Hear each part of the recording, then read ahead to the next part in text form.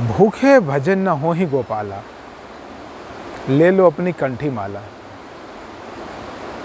कहने का भाव है कि भूखा भजन नहीं हो सकता। भूखे व्यक्ति को पहले भोजन चाहिए, तब जाकर भजन की बात उसके सामने की जा सकती है। पर यह तय कौन करेगा कि भूख किस प्रकार की है? जिस व्यक्ति ने यह उक्ति कही है, जिस व्यक्ति ने यह विचार दिया होगा, उसने सिर्फ शरीर की भूख को ध्यान में रखकर बोला होगा कि भूखे भजन न हो ही गोपाल। हे गोपाल, हे गोविंद, हे कृष्ण, हे आराध्य, हे परमपिता परमेश्वर, भूखे भजन नहीं हो सकता। ऐसा नहीं है।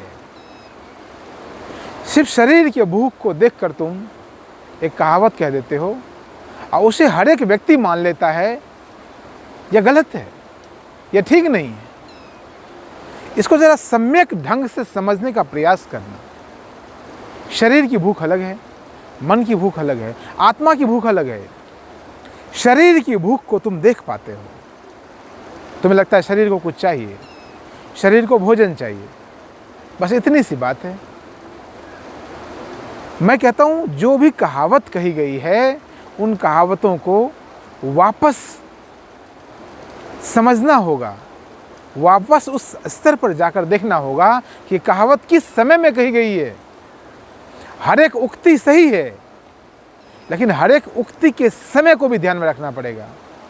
वो जो काल था, वो जो पीरियड था, वो जो समय का चक्र था, तभी कहते हैं देश, काल और परिस्थिति को ध्यान में रखकर कोई बात कही जाती है। देश, काल, देश कैसा था, समय कैसी थी, परिस्थिति कैसी रही होगी, जो बातें कही वो हो सकता है बहुत सार्थक हो।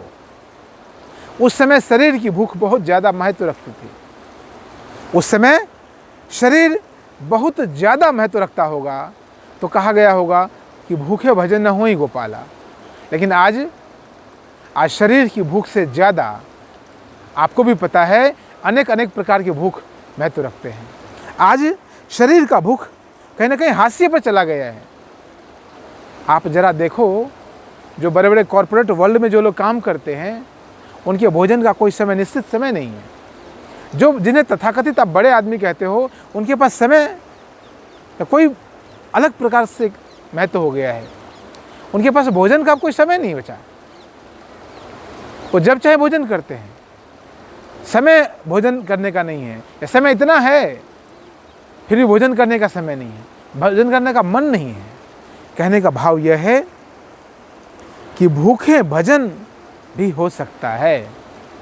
आपको अपनी सोच को स्थिर करना पड़ेगा, आपको अपनी सोच को परिमार्जित करना पड़ेगा, वापस आके देखना पड़ेगा आपकी रिक्वायरमेंट क्या है।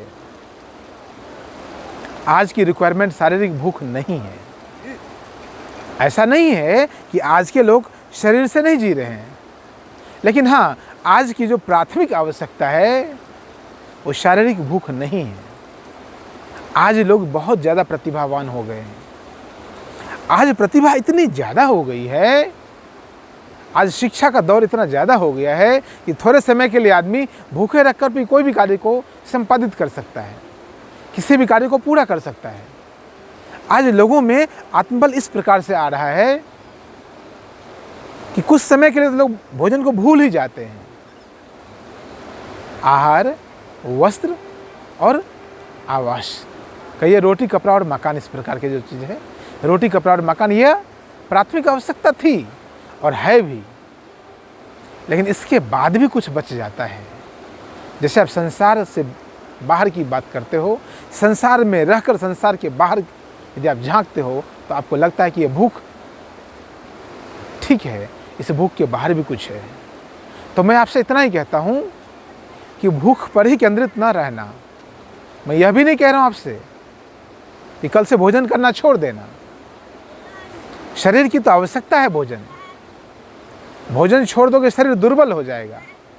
वह नहीं कहता मैं आपसे, मैं आपको कहता हूँ अपनी रिक्वायरमेंट, अपनी प्राथमिकता पर ज़रा गौर करना। प्राथमिकता देश, काल और परिस्थिति के हिसाब से बदलती रहती है। आप अपनी प्राथमिकता को पहले स्थान पर रखना, उसे सर्वप्रथम रखना, फिर देखना कि भूख आपके लिए कितना महत्व रखती है। निर्णय करता आप हो। मेरा पूरा प्रयास यह है कि आपको निर्णयकर्ता में बना दूं, आपको मैं यह विश्वास दिला दूं कि आप ही अपने स्वयं के रचयिता हो। मनुष्य अपने भाग्य का निर्माता स्वयं है।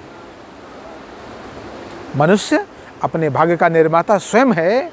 मनुष्य जैसा सोचता है और करता है, मनुष्य जैसा सोचता है और करता वैसा बन जाता है। सभी संतों ने यही बात कही है। सभी संतों की देशना का सार यही है।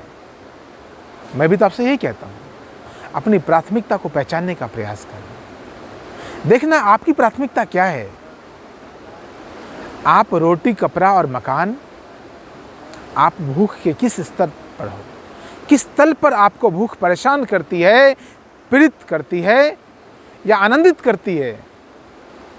यह जो गंगा का वीडियो आप देख रहे हैं ना, ये जो वीडियो में आप देख रहे हो, गंगा का क्षेत्र है, यह हरिद्वार का क्षेत्र है, जहाँ बैठकर मैं आपसे बात कर रहा हूँ।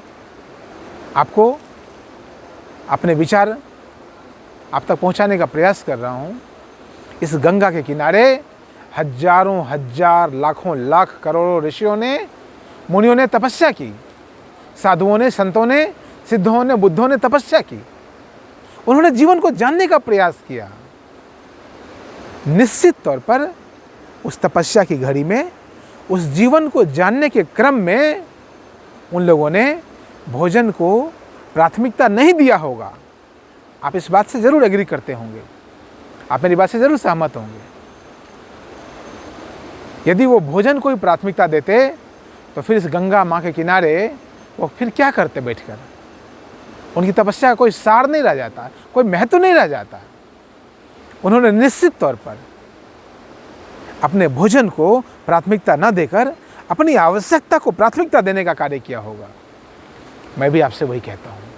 आज आवश्यकता है स्वयं के भीतर झांकने की। आज इतनी मानसिक विक्षिप्तता का दौर चल रहा है। आज जिस प्रकार की देश, काल और परिस्थिति का निर्माण हो चुका है, जिस प्रकार के समय में आप जी रहे हैं, जिस परिस्थिति में आप जी रहे हैं, उस परिस्थिति में अपने प्राथमिकता का निर्णय करना, अपने प्राथमिकता को समझना सर्वोपरि कार्य है। और इसी के लिए मैं आपका आह्वान करता हूँ। इसीलिए मैं आप सबों को कहता हूँ, आइए अपने जीवन में वापस झांकिए। किसी और से प्रेरित होने की आवश्यकता नहीं है, किसी और से प्रेरणा लेने की आवश्यकता नहीं है।